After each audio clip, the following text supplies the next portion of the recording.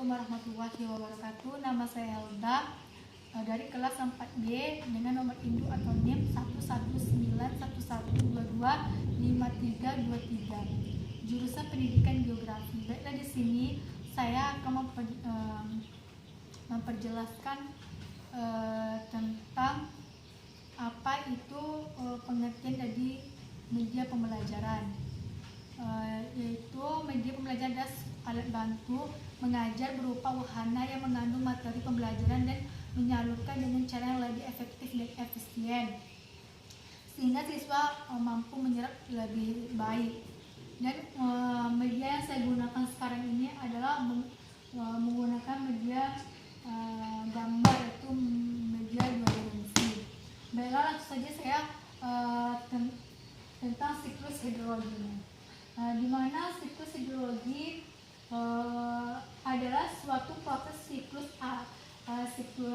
sirkulasi air yang mana proses tersebut tidak pernah berhenti. Siklus ini dimulai dari atmosfer ke bumi dan kembali lagi ke atmosfer melalui proses tahap-tahap yang dikenal sebagai kondensasi, presipitasi, evaporasi, dan juga transpirasi. Dalam proses ini beberapa proses yang harus Anda ketahui untuk membentuk suatu siklus hidrologi tersebut. Terdapat beberapa komponen yang harus menjadi bagian dari siklus yang tidak pernah berhenti. Dan untuk penjelasannya lebih jelas, seperti gambar yang kita lihat di samping ini, yaitu adalah siklus hidrologi sendiri. Terdapat beberapa proses yang menjadi bagian dari keseluruhan siklus hidrologi yang menjadi suatu kesatuan yang tak terpisahkan. Beberapa komponen tersebut presipitasi, evaporasi, transpirasi, evapotranspirasi, intersepsi, infiltrasi, dan juga perkolasi. Untuk masing-masing komponen tersebut berbeda antara satu dengan yang lainnya, mana kita harus memahami bahwa siklus tersebut cukup beragam dan tidak banyak yang tahu mengenai hal tersebut. Bahkan pengertian dari masing-masing komponen ini tersebut yang secara ringkas itu seperti yaitu adanya presipitasi. Presipitasi itu adalah proses ini sendiri sebenarnya dapat dikatakan sebagai salah satu proses yang berada di tengah-tengah siklus hidrologi. Kita mungkin akan lebih familiar dengan namanya, yaitu hujan. Ya, dengan hujan. Proses ini akan terjadinya awan yang juga dikenal sebagai bentuk uap dari air yang bisa kita lihat di langit. Proses ini terjadi ketika uap airnya terkandung di dalam awan tersebut terkena suhu yang tinggi sehingga uap air berada pada keadaan yang jenuh dan akhirnya berubah menjadi titik air yang jatuh ke bumi. Itulah makanya disebut dengan hujan tadi. Dan sedangkan untuk evaporasi ini tersebut, evaporasi adalah prosesnya itu adalah penguapan air yang berasal dari permukaan bumi.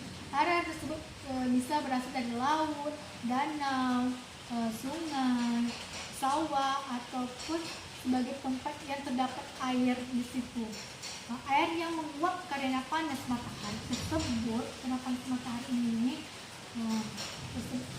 akan naik nantinya, akan menjadi awan yang pada dasarnya semakin tinggi suhu matahari, terutama pada musim kemarau, maka akan semakin banyak juga air yang menjadi uapnya ini. Intersepsi ini pada proses ini memang jarang disebutkan dalam sebuah siklus hidrologi karena pada prosesnya intersepsi ini terjadi karena adanya peran tanaman yang menyebabkan proses presipitasi tidak langsung membuat air jatuh ke tanah, namun terlebih dahulu jatuh atau intersepsi oleh tanaman yang pada akhirnya membuat air hujan dari proses presipitasi tidak langsung jatuh ke tanah seperti gambar yang kita lihat ini ya. Dan untuk perkolasi, selain itu ada juga proses yang disebut dengan istilah infiltrasi, di mana proses ini sendiri air hujan atau siklus air setelah presipitasi tidak kembali lagi ke permukaan tanah atau laut atau permukaan di bumi lainnya, yang bisa langsung kembali ke tanah dalam siklus hidrologi, yaitu evaporasi tersebut. Sedangkan untuk sebagian kecil air juga termasuk yang meresap ke pori-pori tanah dan akan menjadi air tanah sebelum akhirnya kembali lagi ke laut untuk kembali mengalami siklus hidrologi evaporasi. Seperti yang kita lihat sekarang ini ya, gambar ini dari sini baru ke arah ini. Dan ini juga sebenarnya cukup berupa dengan proses perkolasi, di mana namun dengan penjelasan yang cukup berbeda, di mana perkolasi itu sendiri merupakan suatu proses di mana air mengalir ke bawah dan menyebabkan oleh gravitasi yang bergerak semakin ke bawah lapisan demi lapisan di jenis, di mana air berkumpul sampai ke tanah ini tersebut. Dan untuk macam-macam siklus hidrologi ini, seperti yang kita lihat gambar siklus hidrologi ini ya, gambarnya ini, yaitu siklus hidrologi pendek, ada siklus hidrologi sedang, ada siklus hidrologi panjang, ada juga faktor-faktornya. Sebelum kita menjelaskan tentang faktor-faktor mempengaruhi siklus hidrologi tersebut, saya akan menjelaskan sedikit tentang apa itu siklus hidrologi pendek dan apa itu siklus hidrologi sedang, dan juga apa itu siklus hidrologi panjang. Kalau untuk siklus hidrologi pendek itu tersebut terdapat beberapa jenis siklus yang berbeda dengan dibedakan berdasarkan panjangnya siklus hidrologi, yaitu siklus pendek tadi, siklus panjang. Untuk siklus pendek dimulai dari laut ini ya, seperti yang kita lihat sekarang ini gambar laut. Nah, ini dimulai dari laut ini, siklus pendek ini dimulai dari laut, menguap menjadi garis-garis yang disebabkan oleh panas matahari. Selanjutnya gas tersebut mengalami kondensasi dan membentuk oleh panas matahari. Sini panas matahari ya. Selanjutnya gas tersebut mengalami kondensasi ini tadi, membentuk awan. Untuk siklus pendek ini diakhiri dengan terjadinya ke atas ke permukaan laut ini. Dan untuk siklus hidrologi sedang, silakan untuk siklus hidrologi sedang, ketika air laut mulai menguap menjadi gas disebabkan oleh panas matahari ini, uap tersebut mengalami proses evaporasi, di mana uap karena proses ini tertiup oleh angin ke atas daratan. Mengalami proses evaporasi, di mana uap ini tertiup oleh angin ke atas daratan ini tadi ya, dan akhirnya membentuk awan. Selanjutnya membentuk awan nih,